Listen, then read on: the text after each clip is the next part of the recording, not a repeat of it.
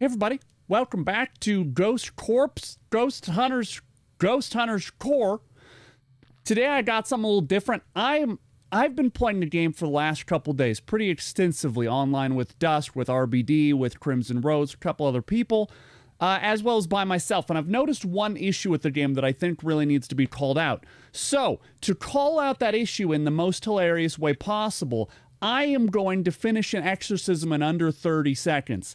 I don't expect this to go super well. I expect it to be actually relatively difficult on account of me probably dying most of the time, but also needing to get a very specific ghost with a very specific set of evidence. But I'm just going to see what happens and see if we can make this work, okay? So let's just get started. Okay, so this is the first run. I don't expect this one to work particularly super great, but we'll see how it goes. You who haunt this place, in the name of the Lord, I command you to go back to where you came from. Let your soul... Okay. Drop that. You who haunt this place, in the name of the Lord, I command you to go back to where you came from. Okay. Ghost, come get me. That worked exceedingly well. Spirit, come get me. Ghost, come get me. Spirit, come get me. Ghost, come get me. Ghost, come get me. Heck!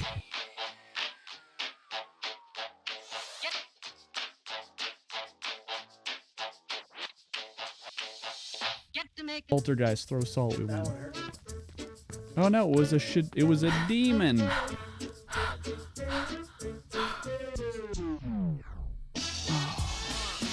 Oh right, because the gun didn't work. Of course it was a demon. Salt. That was it.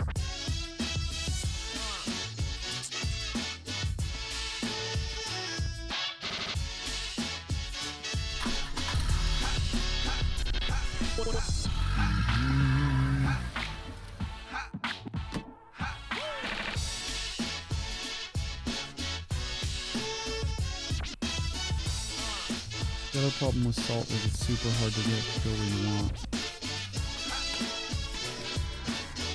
You who haunt this place, in the name of the Lord, I command you back to where you came from. Let your soul return to the earth. Let your body return to dust. You who haunt this place, in the name of the Lord. You who haunt this place.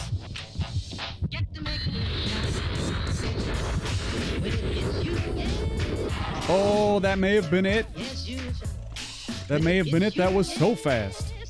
It was a little laggy at the end, but that was so fast. I have to check the time.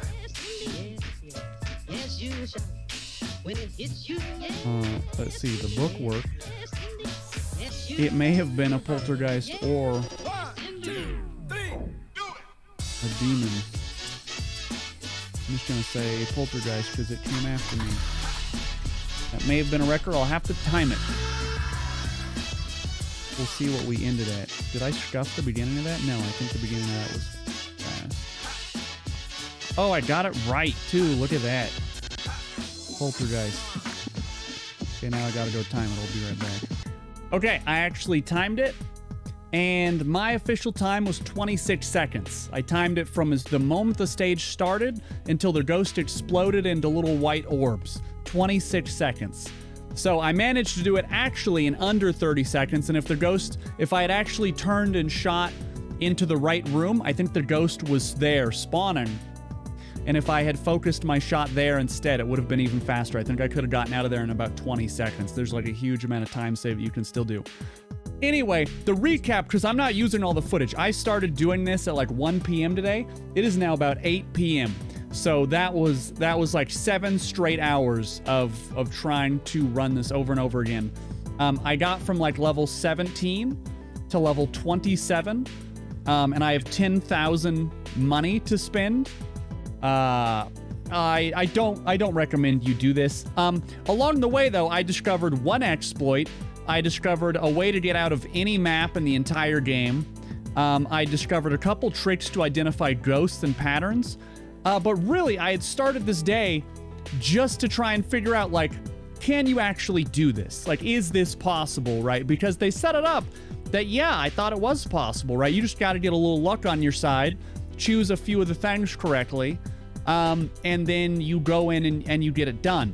I ended up choosing the proton gun, the incense stick, and the book, and I'll explain why. Originally, I think I started with Tiger's Eye, Holy Water, all this other stuff, but the book is key because you need the book to upset the ghost.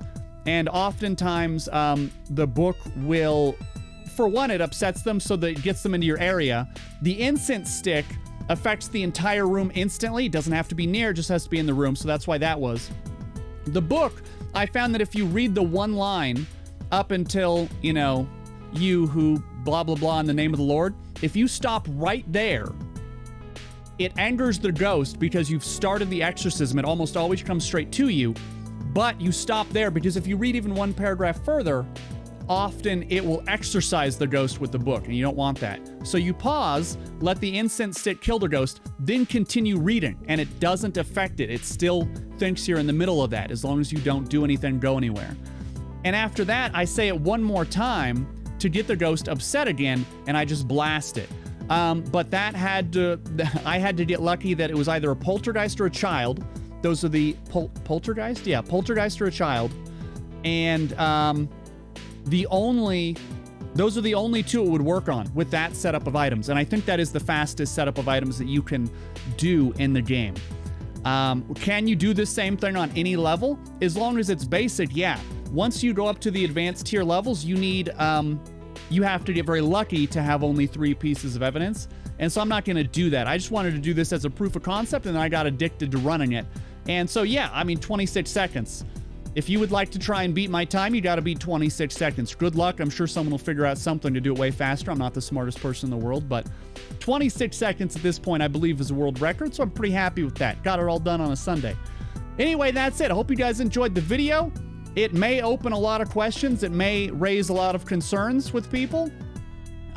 I can now officially say that if I joined a public lobby, I could identify the ghost on that first stage in under 15 seconds, about. I could even theoretically have a stage solved in about under 50 seconds in a public lobby right at this moment, right now, if nothing changes. I got so good at identifying ghosts, I could start identifying them as soon as I started using the Bible, like right away. Because different ghosts do different things. They act very differently. For instance, generally, if there's a light on when the stage starts, probably not a shadow. It could be, and also shadows tend to blow up your lights more, or they will turn off your lights more. But I have seen shadows play around and actually turn on lights, so it's not like a 100% thing. Often I find that demons stay in one spot and they don't really charge you if you upset them, if you read that exorcism piece out of the book. Often they'll just be in one corner. Children are super obvious because they're modeled right away. You'll be able to tell. And so, like, if I walk in and read the first sentence and then I see the kid walking down and I had the incense already there, that's already one exorcism because the incense almost always works. Incense is like, for whatever reason, almost every hunt incense works on. I would say 80% out of the time. I think that objective is way higher in common occurrence. So EMF, every stage has to have an EMF. So you're either going to blast it with a proton gun or use salt, plus whatever the perk of whatever their ghost is. Like a poltergeist, you need to zap directly with the gun. A revenant, you need to blast a cursed object. Shadow, you need to flash. Like, those are built in. And so this, I believe, was the fastest way to do this. And I did so much testing on, like, techniques on how to grab stuff, all this other stuff. And I'm going to release another video on everything that I learned and all the tips and tricks and exploits as well. So look out for that. Anyway, as for now, I'm done. I have to edit like 19 hours of footage. As always, let me know what you think, let me know what you thought in the comments down below. And until next time, burn bright, everybody.